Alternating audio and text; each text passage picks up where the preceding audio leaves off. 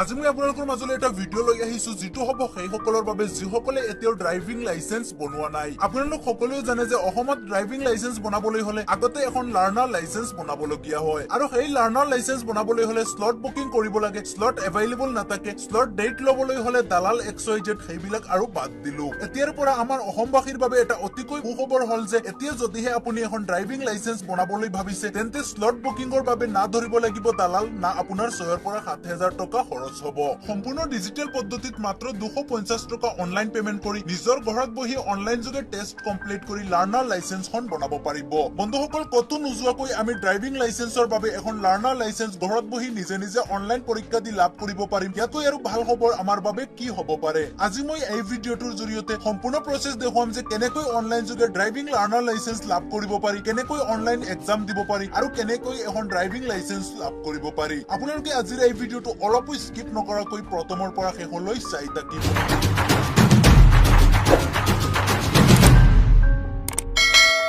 বন্ধুসকল চাওক, মই মোৰ ভিডিঅ' ডেসক্ৰিপশ্যনত এই লিংকটো দি দিম। আপোনালোকে ভিডিঅ' ডেসক্ৰিপশ্যনত থকা এই লিংকটোত ক্লিক কৰিব লাগিব। ভিডিঅ' ডেসক্ৰিপশ্যনত যিটো লিংক থাকিব সেই লিংকটোত ক্লিক কৰাৰ লগে লগে আপোনালোকে এই ৱেবছাইটটোলৈ আহি যাব। এই ৱেবছাইটটো হ'ল ministry of road and transport and highway ডিপাৰ্টমেণ্টৰ। এই ৱেবছাইটটো আপোনালোকে যেতিয়া আহিব চাওক, অহাৰ লগে লগে ইয়াত আহিব চিলেক্ট ষ্টেট নেম। আপোনালোকে ইয়াত থকা ষ্টেটৰ নাম চিলেক্ট কৰিব। চাওক ইয়াত আছে আসাম, মই চিলেক্ট কৰিছো। যেতিয়া আপোনালোকে ইয়াত ষ্টেটৰ নাম চিলেক্ট কৰিব কৰাৰ লগে লগে হয়তো আপোনাৰ সন্মুখলৈ এনেকুৱা আহিব। তো আপোনালোকে কি কৰিব, ইয়াত স্কিপত ক্লিক কৰিব। ক্লিক কৰাৰ পিছত চাওক ইয়াত আছে এপ্লাই ফৰ লাৰ্নাৰ লাইসেন্স। আপোনালোকে ইয়াত এপ্লাই ফৰ লাৰ্নাৰ লাইসেন্সত ক্লিক কৰিব লাগিব। এপ্লাই ফৰ লাৰ্নাৰ লাইসেন্সত ক্লিক কৰাৰ লগে লগে আপোনাৰ সন্মুখলৈ এই পেজখন আহি যাব। তো আপোনালোকে ইয়াত কন্টিনিউত ক্লিক কৰিব লাগিব। ইয়াত কন্টিনিউত ক্লিক কৰাৰ লগে লগে চাওক আপোনাৰ সন্মুখলৈ আন এখন পেজ আহিব। ইয়াত আহিব তিনিটা option, application does not hold driving learner licence. আপোনালোকে প্ৰথম অপচনটোত ইয়াত ক্লিক কৰা আছে, সিলেক্ট কৰা। আপোনালোকে এইটো একো কৰিব নালাগে, ইয়াত সাবমিটত ক্লিক দি দিব। যেতিয়া আপোনালোকে সাবমিটত ক্লিক দিব, ক্লিক দিয়াৰ লগে লগে আপোনাৰ সন্মুখলৈ এনেকুৱা আহিব সাবমিট বাই আধাৰ অথেন্টিকেশন আৰু ইয়াত আহিব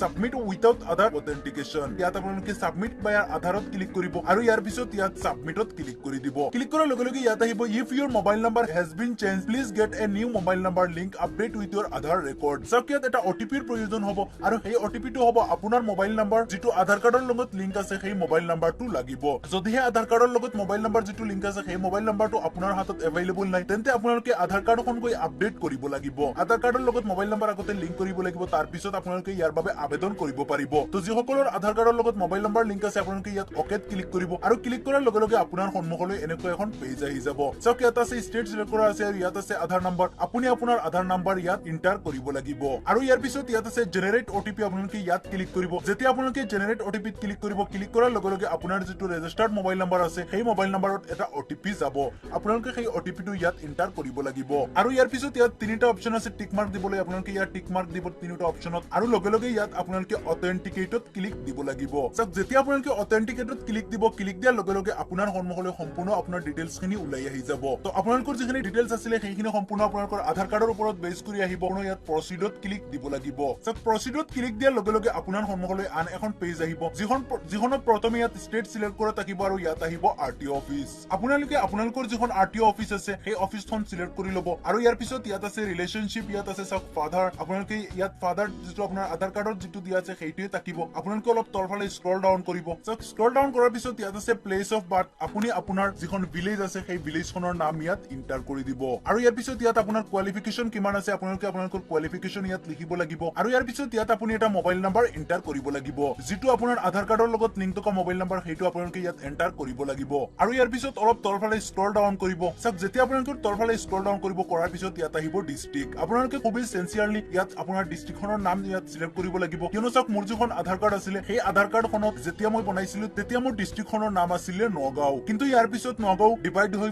দুখন ডিস্ট্ৰিক্ট হৈ গ'ল, এখন হোজাই আৰু এখন নগাঁও। কিন্তু মোৰ সেই পুৰণি ডিস্ট্ৰিক্টখনৰ নাম আধাৰ কাৰ্ডত আছে বাবে ইয়াত ডিস্ট্ৰিক্ট নগাঁও সিলেক্ট হৈ আছে। তো মই এইটো সলাই দি ইয়াত হোজাই লিখিব পাৰিম আৰু ইয়াৰ পিছত ইয়াত আছে সাব ডিস্ট্ৰিক্ট। আপুনি আপোনাৰ সাব ডিস্ট্ৰিক্টখন ইয়াত সিলেক্ট কৰিব লাগিব আৰু ইয়াৰ পিছত আপোনাৰ সাব ডিস্ট্ৰিক্টৰ আন্ডাৰত যিমান কেইখন ভিলেজ আছে সম্পূৰ্ণখিনি ভিলেজ ইয়াত আহি যাব। আপুনি আপোনাৰ ভিলেজখন সিলেক্ট কৰিব লাগিব। চাওক ইয়াৰ পিছত আপুনি আপোনাৰ ইয়াত হাউস নাম্বাৰ লিখিব লাগিব হাউস নাম্বাৰ লিখাৰ পিছত ইয়াত আপোনালোকৰ ডিস্ট্ৰিক্ট পোষ্ট অফিচ সম্পূৰ্ণখিনি আহি যাব যদি আপুনি কিবা এড কৰিব বিচাৰিছে আপুনি এড কৰিব পাৰিব নহলে আপোনাৰ ইয়াত একো লিখাৰ প্ৰয়োজন নাই অলপ তলফালে স্ক্ৰল ডাউন কৰিব আৰু ইয়াৰ পিছত আপোনালোকে কি কৰিব লাগিব সব ইয়াত আছে সিলেক্ট ক্লাছ ভেহিকল যে আপোনালোকে কেনেকুৱা ধৰণৰ লাইসেন্স বনাব বিচাৰিছে যদি আপোনালোকে 4 চকীয়া 4 হুইলাৰৰ লাইসেন্স বনাব বিচাৰিছে তেন্তে আপোনালোকে ইয়াত লাইট মটৰ ভেহিকল LMB এইটো আপোনালোকে ইয়াত সিলেক্ট কৰিব আৰু ইয়াৰ পিছত ইয়াৰ টিক মাৰ্কত ক্লিক দি দিব ইয়াত যেতিয়া আপোনালোকে ক্লিক কৰিব সব ক্লিক কৰাৰ পিছত যদি আপোনালোকে 4 হুইলাৰ আৰু লগতে 2 হুইলাৰো এড কৰিব বিচাৰিছে তেন্তে ইয়াত আছে মটৰ চাইকেল উইথাউট গিয়াৰ আৰু মটৰ চাইকেল উইথ গিয়াৰ আপোনালোকে এইটো সিলেক্ট কৰাৰ পিছত ইয়াত আকৌ এইটো সিম্বলত ক্লিক কৰিব লাগিব সব দুয়োটা সিলেক্ট কৰাৰ পিছত আপোনালোকে কি কৰিব লাগিব ইয়াত in the applicant train from driving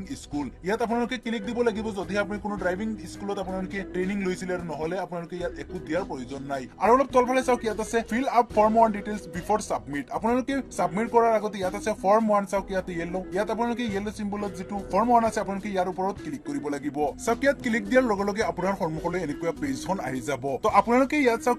সম্পূৰ্ণখিনি ডিটেইলছত ন লিখা আছে আপোনালোকে সম্পূৰ্ণখিনি ডিটেইলছত নট টিক মাৰ্ক দিবলৈ দিয়ক আৰু ইয়াত আপোনালোকে ইয়েস টু দি দিয়ক চাওক যদিহে আপোনাৰ কিবা ডিসেবিলিটি আছে আপুনি চকুৰে কম দেখে বা কাণেৰে কম শুনে তেন্তে ইয়াত বহুকেইটা অপচন আছে আপোনালোকে পঢ়ি ইয়াৰ পিছত কোনটো আছে কোনটো নাই দি দিব যদিহে আপুনি কোনো এজন ফিজিক্যাল ফিটনেস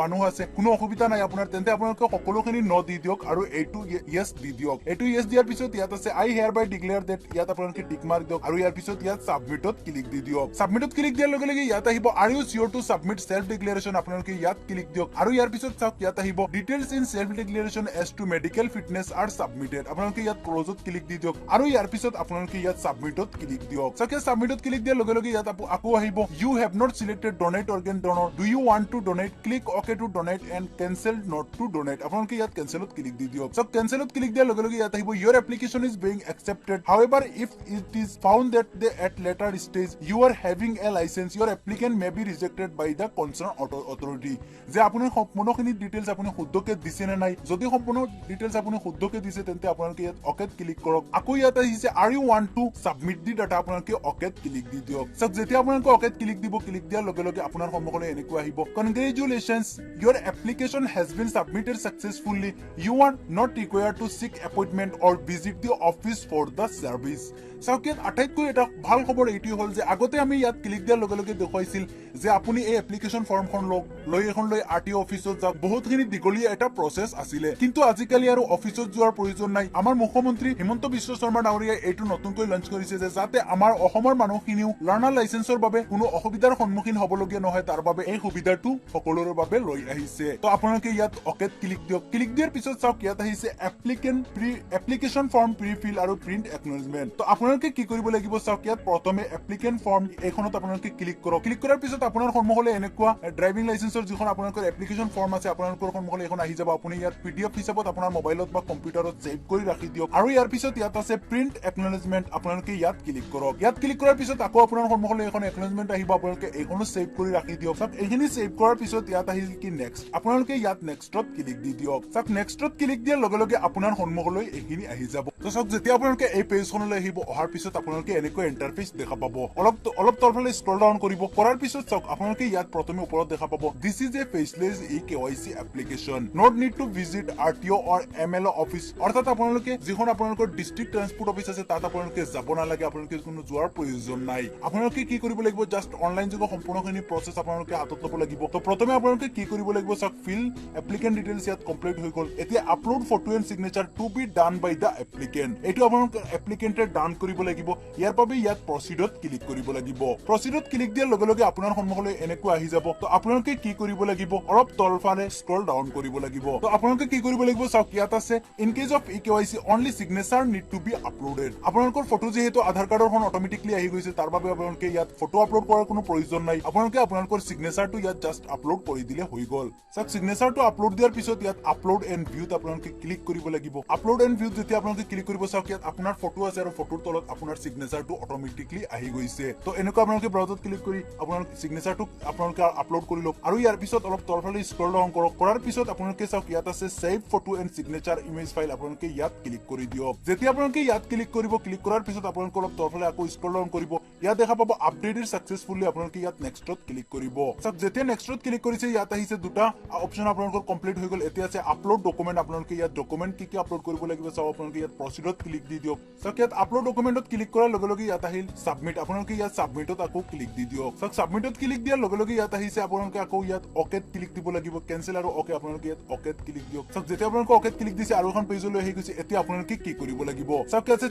ইয়াত আছে ডকুমেন্ট আপোনালোকে ইয়াত এড্ৰেছ প্ৰুফ সিলেক্ট কৰিব ইয়াৰ পিছত প্ৰুফ অফ এড্ৰেছ আপোনালোকে কি দিব কি এড্ৰেছ প্ৰুফ হিচাপে কি দিব আপোনালোকে voter ID affidavit passport LIC policy Aadhaar card আপোনালোকে আপোনালোকৰ আধাৰ কাৰ্ডখনো আপলোড কৰিলে কৰিব পাৰে আপোনালোকে ইয়াত আধাৰ কাৰ্ড সিলেক্ট কৰাৰ পিছত ইয়াত আপোনালোকে চাওক ইয়াত একো কৰিব নালাগে ইয়াত আপোনালোকৰ আছে ইস্যুড বাই আপোনালোকে ইয়াত ইস্যু আধাৰ কাৰ্ডখন ইস্যু কৰিছে UIDAI আপোনালোকে ইয়াত লিখিব লাগিব ইস্যু ডেট আপোনালোকে এইটো কোন চনত আপোনাৰ আধাৰ কাৰ্ডখন বনাইছিলে সেই চনটোৰ যিকোনো এটা তাৰিখ আপোনালোকে দি দিলে হৈ যাব আৰু ইয়াৰ পিছত ইয়াত চইচ ফাইলত ক্লিক কৰিব লাগিব চাওক চইচ ফাইলত ক্লিক কৰি আপোনাৰ আধাৰ কাৰ্ডখন সিলেক্ট কৰাৰ পিছত ইয়াত আপোনালোকে আপলোডত ক্লিক দি দিব আপলোডত ক্লিক দিয়াৰ লগে লগে আপোনালোকে ইয়াত আহিব কনফাৰ্ম আপোনালোকে কনফাৰ্মত ক্লিক দিব আৰু ইয়াৰ পিছত ইয়াত আপোনালোকে নেক্সটত ক্লিক দি দিব চাওক নেক্সটত ক্লিক দিয়াৰ লগে লগে ইয়াত আহিল আপোনালোকৰ fill applicant details completed upload photo signature completed upload document completed এতিয়া আহিল ফিজ পেমেন্ট আপোনালোকে ইয়াত ফিজটো পেমেন্ট কৰিব লাগিব চাওক ফিজটো পেমেন্ট কৰাৰ পিছত ইয়াত আপোনালোকে কোনো স্লট বুকিং কৰাৰ প্ৰয়োজন নাই স্লট বুকিংৰ সিস্টেমটো সম্পূৰ্ণ নাইকিয়া হৈ গৈছে অসমত গতিকে আপোনালোকে জাস্ট ফিজটো এতিয়া যদি দি দিয়া আপোনাৰ সম্পূৰ্ণখিনি প্ৰসেছ কমপ্লিট হৈ গল তো মই এতিয়া ফিজটো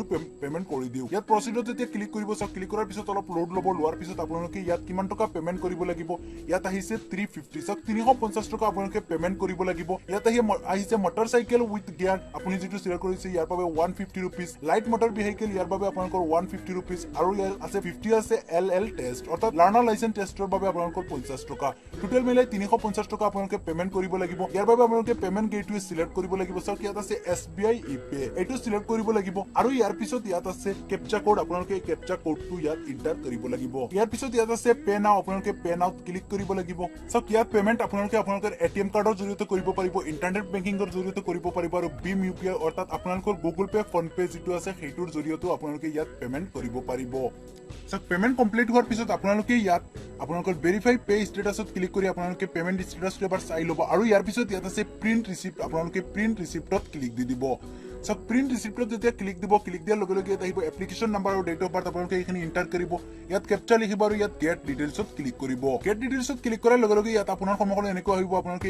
এইটো ক্লিক কৰিব আৰু ইয়াত কেপচাটো লিখিব আৰু ইয়াৰ পিছত প্ৰিন্ট ৰিসিপ্টত ক্লিক দি দিব সক প্ৰিন্ট ৰিসিপ্টত ক্লিক দিয়াৰ লগে লগে আপোনাৰ সন্মুখলৈ এনেকুৱা আহিব ই ৰিসিপ্ট ফৰ অনলাইন ড্ৰাইভিং লাইসেন্স তো আপোনালোকে কি কৰিব লাগিব এইখন সেভ কৰিব লাগিব সক ইয়াত নেক্সটত মই ক্লিক কৰিলো ক্লিক কৰাৰ লগে লগে ইয়াত আহিলে application is under processing at RTO level document uploaded online applicant presence not required সক ইয়াত কোৱা হৈছে document uploaded online document already আপুনি অনলাইন আপলোড